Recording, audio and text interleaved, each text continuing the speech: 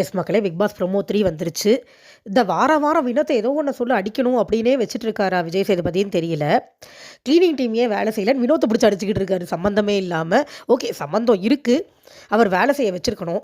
இதில என்னன்னா, Sandra friend பொண்டாட்டின்னு எப்படி விஜேஎஸ் வந்து அவங்களுக்கு ஃபேவரிசம் பண்றாரோ, அதே மாரி பார்வதி ஃப்ரெண்டு பொண்டாட்டின்னு வினோத் அவருக்கு ஃபேவரிசம் பண்றாங்க அவங்களுக்கு. என்ன பண்றது? வினோத்துக்கு திவ்யா மேல காண்டு.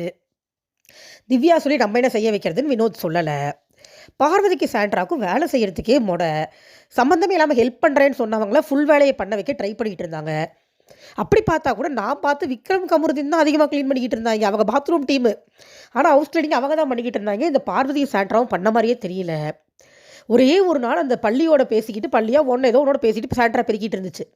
மற்ற நாளில் படுத்து படுத்து நைட்டு தூங்குச்சு. பகல்லையும் செய்யலை. போய் அந்த கதவு ஓரம் தான் உட்காந்துக்கிட்டு இருந்துச்சு. நான் என்ன கேட்குறேன், நீங்கள் வினோத்தை கேளுங்க, தப்பு இல்லை. ஆனால் முதல்ல பார்வதி சாண்ட்ராவை தான் அடிச்சிருந்துருக்கணும்.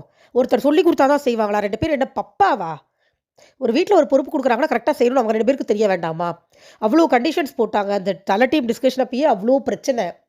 அவங்க 2 பேரையும் திட்டாமல் வினோத்தை பிடிச்சி ஏன் திட்டுறாரு? எனக்கு புரியவே இல்லை சீரியஸாக. ஒரு கட்டத்தில் கண்டஸ்டன்ஸ் ஃபுல்லாக டென்ஷன் ஆகி விஜேஎஸ் மேலே ஏறிடுவாங்க போல் இருக்கு.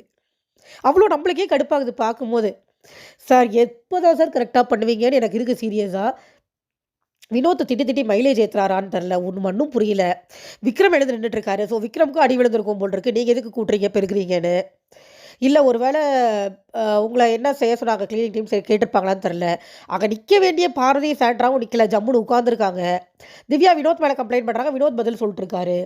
திவ்யா ஒரு தப்பும் பண்ணுறது இல்லையா? திவ்யா லபோதிபோன்னு கத்தி இருக்கிறவங்கள பயமுறுத்துறதெல்லாம் பரவாயில்லையா? எனக்கு ஒன்றும் புரியலை. போன வாரம் திவ்யா நல்லா இருந்தோம், நான் சப்போர்ட்லாம் பண்ணேன். பட் அவங்களும் சில சமயம் பேசவே விடாமல் இரிட்டேட் பண்ணுறாங்க. எனக்கு புரியல. பார்க்கலாம் அடுத்து ஏதாவது வருதா. வேஸ்ட்டு.